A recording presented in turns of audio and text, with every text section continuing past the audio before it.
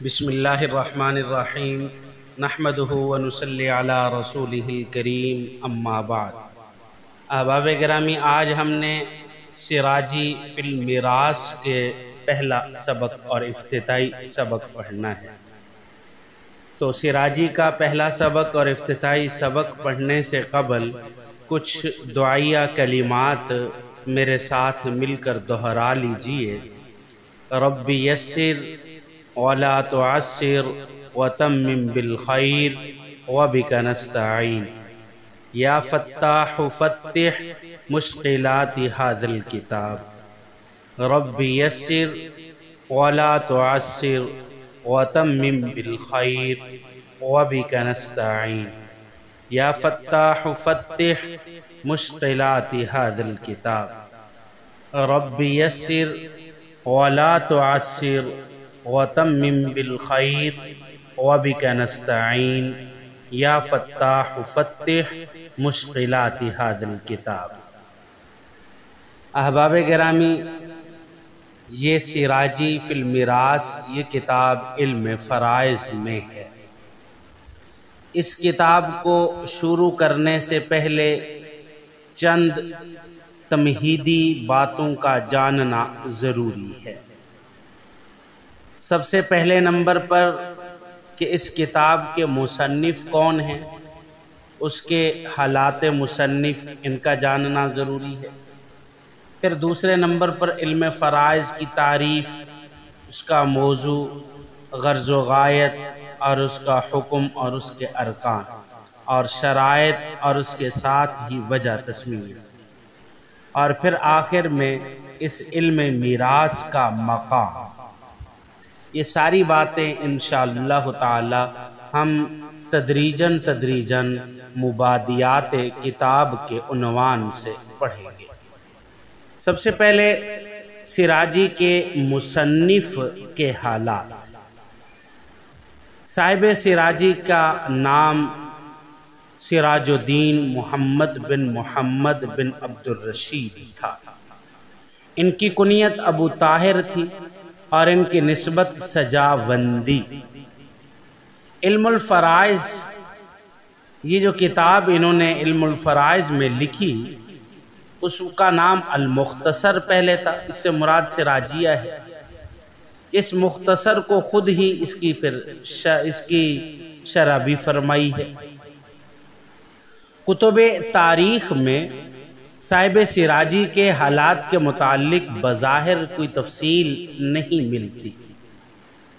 بظاہر مصنف علیہ رحمہ نے زندگی گمنامی میں گزاری ہے، البتہ حافظ عبد القادر القرشی الحنفی متوفی 775 ہجری نے جن الفاظ میں مصنف کا تذکرہ کیا ہے، اس سے معلوم ہوتا ہے کہ مصنف بہت ہی علمی شخصیت تھی۔ اس کتاب کا نام شروع میں المختصر تھا، یہ المختصر کے نام سے معروف تھی، پھر اس کا نام السراجیہ مشہور ہو گیا۔ جیسے الجواہر میں بھی جو سراجی کی شرح ہے، جواہر المزغی، اس میں بھی یہی بات معلوم ہوتی ہے۔ اور پھر اس کتاب کی کافی ساری شروحات لکھی گئی ہیں، بے شمار عربی شروحات بھی لکھی گئیں اور اردو شروحات بھی اس کتاب کی لکھی گئی ہیں۔ صاحب مصنف کی سن وفات کے متعلق کشف الظنون میں مصنف علیہ رحمہ کا سن وفات ذکر نہیں کیا گیا، اور جواہر المزغی میں اور باقی دیگر کتابوں میں یہ معلوم ہوتا ہے کہ مصنف 6 صدی ہجری میں اس دنیا سے رخصت ہوئے تھے۔ باقی سراجی کی کتاب کی اہمیت کیا ہے؟ دیکھیں، فن میراث میں یہ واحد کتاب ہے جو خصوصی طور پر تمام اہل علم کے نزدیک مقبول ہے اور صدیوں سے مدارس دینیہ کے نصاب میں شامل ہے۔ علم فرائض کی تعریف۔ علم فرائض فقہ اور حساب کے ان قواعد کا جاننا ہے جن قواعد کے ذریعے مال متروکہ میں سے ہر وارث کا حصہ معلوم ہو جائے، یعنی ایسے اصول، ایسے قواعد کہ جن کے ذریعے مال متروکہ میں جو جائیداد ہے، میراث ہے، اس میں سے ہر وارث کو کتنا حصہ ملے گا، یہ سب کچھ ہمیں معلوم ہو جائے۔ اس معلوم کر لینے کا نام علم فرائض ہے۔ باقی اس علم کا موضوع کیا ہے؟ اس علم کا موضوع ترکہ ہے، یعنی میت کے انتقال کے بعد متروکہ مال، یہ اس علم کا موضوع ہے۔ اور اس علم کی غرض و غایت کیا ہے؟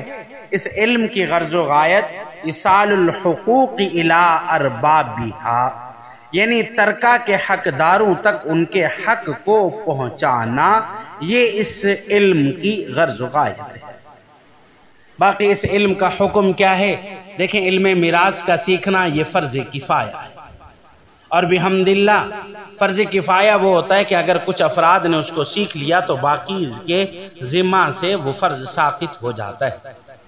بحمداللہ علماء دین نے، علماء حقہ نے، علماء دیوبند اور اہل سنت والجماعت کے علماء نے اس علم پر کافی درجے تک عبور حاصل کیا ہے اور اس میں کمال پیدا کیا ہے۔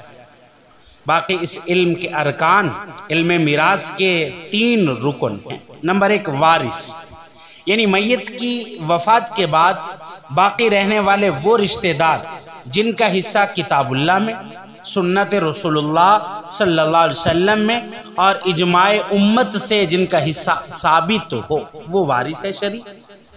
اور نمبر 2 مورث، یہ میت کو کہتے ہیں جس کے لوگ وارث ہوتے ہیں، مورث۔ حق کے مورث یعنی ترک کا۔ اب اس کے ارکان وارث، وہ رشتے وارث ہو گئے، اور پھر اس کے بعد جس کے لوگ وارث ہوتے ہیں وہ میت۔ میت دوسرا رکن ہے، اور تیسرا رکن اس کا وہ مال ہے جس کو میت چھوڑ کر مری ہے۔ اور علامہ ابن عابدین علیہ رحمہ نے بھی اپنی کتاب حاشیہ ابن عابدین میں بھی علم میراث کے یہی 3 رکن ذکر کیے۔ باقی علم میراث کی شرائط، وراثت کو تقسیم کرنے کی 3 شرطیں۔ نمبر 1 موت حقیقی ہو، مورث کی موت حقیقتاً ہو یا حکماً ہو یا تقدیراً۔ حکماً کی مثال یہ کہ مفقود ہو، ملا نہ ہو، اب اس پر میت ہونے کا حکم لگا دیا گیا تو اس کے میراث شرعی اصولوں کے مطابق تقسیم کی جائے گی۔ موت مورث تقدیراً، تقدیراً کی مثال جیسے وہ بچہ جو ماں کے پیٹ میں ہو، اگر کوئی شخص اس جنین کو ظلماً ساقط کر دیتا ہے تو جانی پر غرہ لازم ہوگا۔ اور ورثاء کا وجود میت کی موت کے وقت حقیقتاً یا تقدیراً، جیسے حمل، یا حمل ماں کے پیٹ کا بچہ جو ہے وہ بھی دنیا میں آنے کے بعد کیا بنتا ہے؟ وارث بنتا ہے۔ اور میت سے قرابت ارث کی جہت معلوم ہونا نسبی ہو یا سببی ہو، یہ ایک رکن ہے اس کا۔ وارث میت کا نسبی رشتہ دار مثلا باپ ہے، بیٹا ہے، بھائی ہے، بہن ہے۔ سببی رشتہ دار شوہر ہے، یہ سبب نکاح کی وجہ سے رشتہ دار بنا ہے۔ بیوی ہے، یہ بھی سبب نکاح کی وجہ سے کیا بنی؟ رشتہ دار بنی ہے۔ باقی علم المیراث کی وجہ تسمیہ، علم المیراث کو علم الفرائض کیوں کہا جاتا ہے؟ دیکھیں، علم میراث کو علم الفرائض بھی کہا جاتا ہے۔ فرائض فریضہ کی جمع ہے جس کے معنی مقرر کرنے اور اندازہ کرنے کے ہیں، کیونکہ اس علم میں وارثوں کے جو حصے بیان کیے گئے ہیں وہ اللہ رب العزت کی طرف سے مقرر کرتا ہے، اس لیے اس علم کو علم فرائض بھی کہا جاتا ہے۔ باقی اس علم کا مقام کیا ہے؟ اس علم کے بارے میں جناب رسول اللہ صلی اللہ علیہ وسلم سے کافی احادیث مروی ہیں۔ مشکاہ شریف میں ایک حدیث آتی ہے، تعلم الفرائض، کہ آپ فرائض اور والقرآن اور قرآن سیکھو، وعلم الناس، اور لوگوں کو بھی سکھاؤ، فإنی مقبوض، بے شک میں تو دنیا سے چلا جاؤں گا۔ اور ایک دوسری دار قطنی اور دارمی کی روایت ہے، اور مشکاۃ شریف بھی کتاب الطہارت میں بھی ہے، کہ جس میں جناب رسول اللہ صلی اللہ علیہ وسلم نے فرمایا کہ تعلموا العلم وعلموہ الناس وتعلموہ الفرائض، کہ علم بھی سیکھو، لوگوں کو سکھاؤ، اور علم فرائض بھی سیکھو، اور علم فرائض بھی لوگوں کو سکھاؤ۔ تو اس سے علم کے جو اصول ہیں، ماخذ ہیں، وہ 3 ہیں۔ دیکھیں یہ علم کس سے اخذ کیا گیا ہے، اور اس علم میں بنیادیں کیا ہوتی ہیں، وہ 3 ہیں۔